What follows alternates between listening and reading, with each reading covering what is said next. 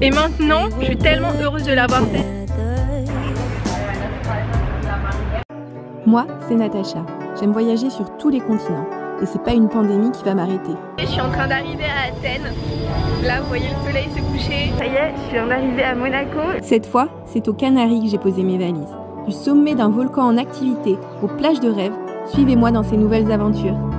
Bonjour et bienvenue dans ce nouveau vlog. Je suis à Maspalomas sur les îles Canaries, à Grande Canarie plus précisément.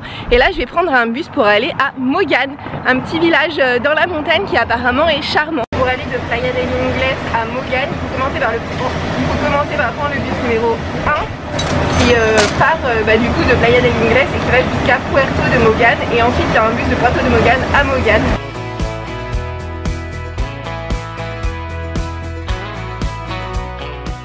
En fait, ce trajet est super beau. Ce qui est hyper impressionnant, c'est que les paysages sur Terre sont extrêmement arides. Il n'y a pas une seule plante, c'est jaune, enfin il ne passe rien. Et sur le côté, ça tranche énormément avec la mer qui est magnifique et dans laquelle on a envie de se baigner. Et là, c'est plus du tout aride.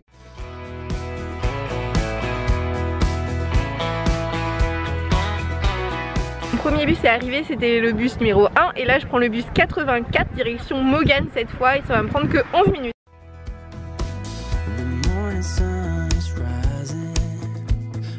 Je suis dans la petite ville de Mogane, elle est très jolie et très typique, il n'y a pas de grands immeubles pour accueillir des tonnes de touristes et c'est pour ça qu'en fait on conseille de la voir.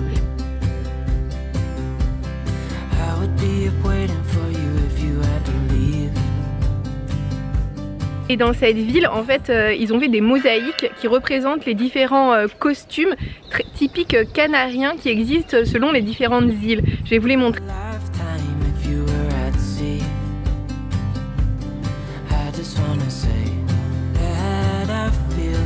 Voilà, ça c'est une maison qui reste et c'est typique de l'architecture canarienne, elle a été construite dans les années 1800. Je quitte le petit village de Mogane que vous voyez encore derrière moi pour aller à un point de vue afin d'avoir le point de vue sur la ville de Mogane. Alors je me prépare à gravir ce chemin qui va mener tout en haut ici.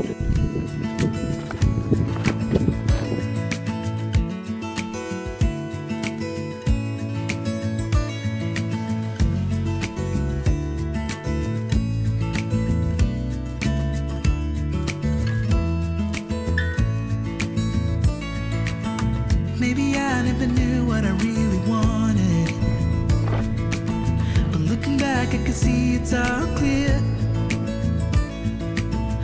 Pas très longtemps, j'étais tout en bas. Je suis bien montée quand même.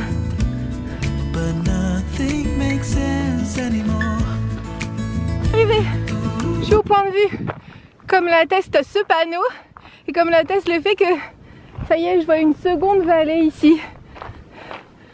Là. Allez, je vais manger mon pique-nique. Je suis en train de manger mon pique-nique. Alors j'ai pas de casquette, c'est pour ça que je fais ça avec mon écharpe. Parce que vraiment les insolations c'est pas terrible. Donc tant pis si je suis ridicule. En tout cas ce qui est sûr c'est que je suis en train de manger mon pique-nique avec cette vue. Regardez, c'est juste trop beau.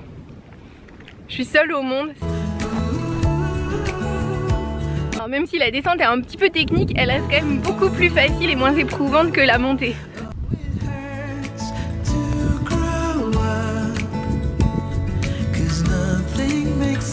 Ça c'est le Barranco de Mogane, en fait c'est la vallée de Mogane.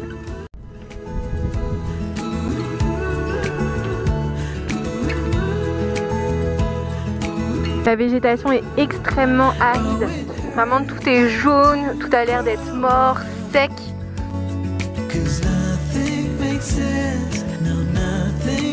Je vais être transparente avec vous. En fait quand j'ai commencé la randonnée pour aller jusqu'au point de vue, j'avais pas envie, je me disais putain pourquoi je reste pas à la plage à Maspalomas, ce serait carrément mieux. Et maintenant je suis tellement heureuse de l'avoir fait.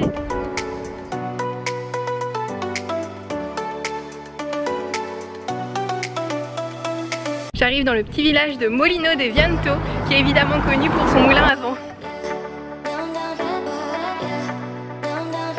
Alors je suis en train de marcher de Mogane jusqu'à Puerto de Mogane, c'est-à-dire au niveau de la mer, en passant par le Barranco de Mogane.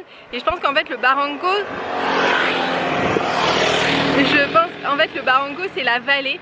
Et malheureusement au fond de la vallée ils ont construit une route, ce qui fait que je me retrouve à marcher au bord de la route. Maintenant c'est le seul moyen de voir cette vallée, alors bon, pourquoi pas.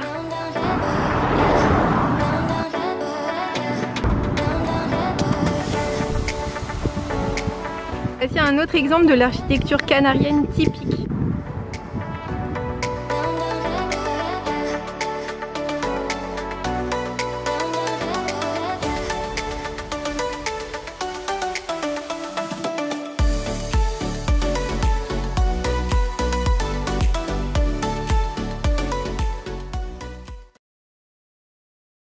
Des complexes touristiques, je découvre la ville locale, c'est-à-dire que malgré l'aridité de la terre, ils ont réussi quand même à faire des cultures.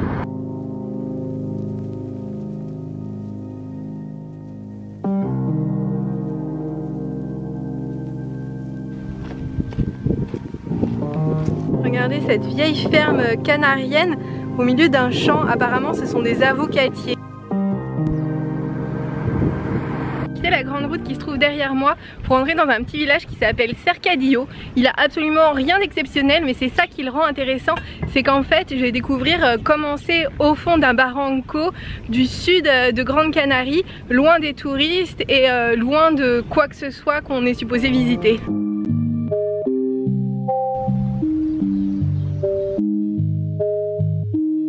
Regardez leur jardin, je sais même pas comment ils arrivent à faire pousser des choses ici.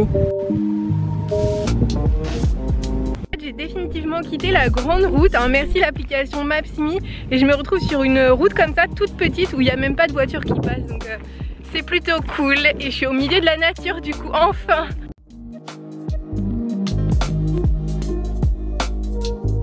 Plutôt très urbanisé, moi j'ai passé sous les échangeurs sur ma petite route et là-bas je sais pas si vous voyez tout au fond c'est la mer. J'arrive à l'endroit exact où j'ai pris mon bus ce matin, mais c'est pas terminé parce que là il faut que j'aille voir Puerto de Mogan. Je peux pas rester sur un vieux rond-point, ça peut pas être la seule chose que je vois de Puerto de Mogan. Ma découverte du barranco de Mogan touche à sa fin et pour être honnête, il y a vraiment au début de la journée j'avais envie d'aller à la plage, j'avais pas du tout envie de le visiter. Après ça, la randonnée consistait à marcher sur la route, c'est pas l'idéal et pourtant je sais pas si je vous conseillerais de le faire, mais en tout cas moi je suis contente de l'avoir fait parce que le barranco de Mogan, ça reste une vallée hyper aride avec des tas d'avocatiers, avec tout ce qu'on peut voir dans une nature aride. Je suis super contente d'avoir pu le visiter, même si c'était difficile, même si ça aurait été plus agréable d'aller à la plage. Et ben en fait j'ai découvert comment vivaient vraiment les Canariens à l'intérieur des terres, loin des touristes, loin de ce qui est facile en fait. Là où tout est aride, là où tout est difficile, là où il fait trop chaud, comme vous pouvez voir il fait beaucoup trop chaud. Et voilà, et je suis contente un peu de m'être poussée un peu à faire ce que j'avais pas envie de faire pour une fois. Pour l'instant voilà à quoi ressemble Puerto de Mogan. C'est-à-dire à de la route et à pas mal de trucs industriels, quelque chose d'assez hostile, enfin pratique pour les voitures quoi. Alors il est vrai qu'à Puerto de Mogan les immeubles sont plus petits, c'est-à-dire vous voyez derrière moi c'est genre 2-3 étages, pas plus. De là à dire que c'est mignon et joli quand même, il y a des limites quoi.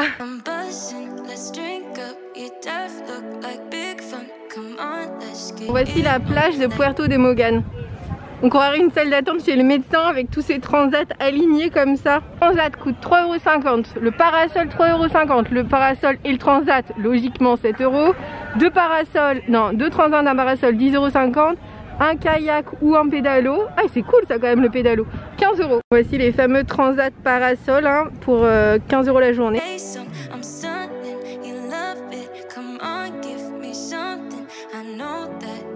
Ça c'est la zone payante et juste à côté de l'eau il y a toute une zone qui est gratuite, vous avez juste pas de transat mais bon c'est la plage normale.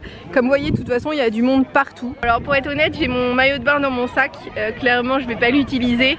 Je vois pas l'intérêt de me baigner avec autant de monde partout. Enfin pour moi la mer en fait c'est la nature.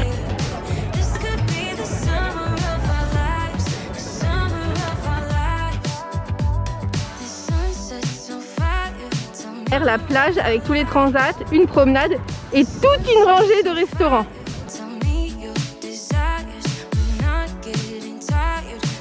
Là ce que je suis en train de voir tranche tellement par rapport à ma solitude de quand j'étais dans le barranco.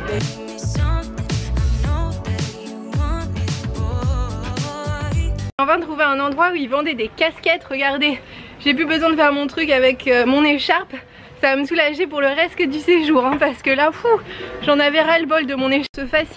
Dans ce fascinant achat de casquette, j'ai oublié que mon bus partait dans 3 minutes et que je ne suis pas du tout à la gare routière, donc je me dépêche parce que là je commence à avoir envie de rentrer. J'ai passé une longue journée, géniale journée mais longue, donc c'est parti.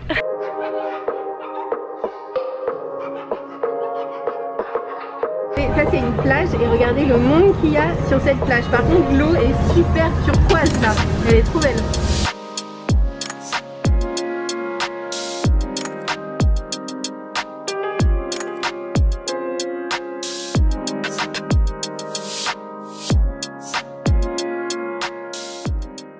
Là il est en train de se coucher et c'est l'heure idéale pour aller manger des tapas. J'ai repéré sur TripAdvisor le meilleur resto de tapas de tout Maspalomas, enfin qui se trouve dans un rayon raisonnable depuis mon hôtel. Ce qui fait que là je vais marcher 13 minutes exactement et vous me retrouvez au resto de tapas.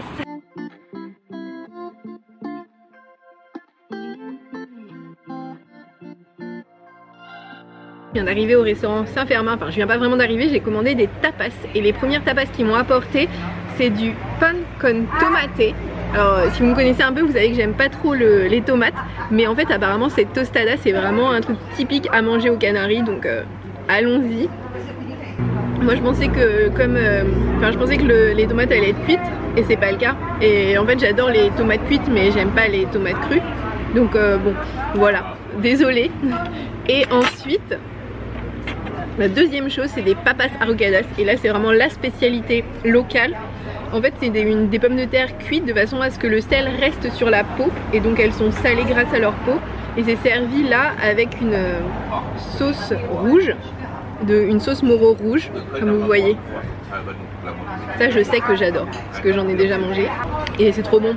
Franchement le fait de faire cristalliser le sel sur la peau des pommes de terre c'est vraiment une super idée. Ma deuxième tournée de tapas est arrivée. Mes tapas suivantes sont une tortilla espagnole et du chorizo cuit. Alors je sais pas comment ils le cuisent mais en tout cas il est cuit. La tortilla espagnole, en fait c'est des pommes de terre, c'est une sorte d'omelette mais avec beaucoup de pommes de terre. Elle est super bonne, ça n'a rien à voir avec ce qu'on mange en France. Elle est pas trop salée, elle est même pas salée du tout je trouve. J'ai peut-être des goûts trop salés maintenant. Et enfin le chorizo. Alors il y en a même du spécifique vraiment des Canaries. Alors là je sais pas du tout si c'est du spécifique des Canaries. Il est pas piquant du tout. On croirait de la saucisse cuite à la poêle. En fait là je suis en train de manger juste une saucisse cuite à la poêle, mais c'est super bon.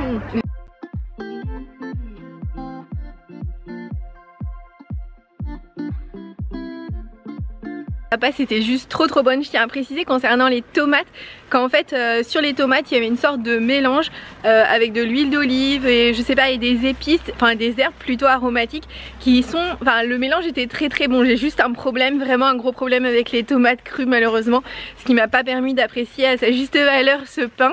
Mais en tout état de cause c'est la fin de ce vlog parce que c'est la nuit et qu'il va falloir que j'aille me coucher à un certain moment. Et merci de l'avoir regardé jusqu'ici, n'hésitez pas à le liker si vous l'avez aimé et à vous abonner pour voir celui de la semaine prochaine.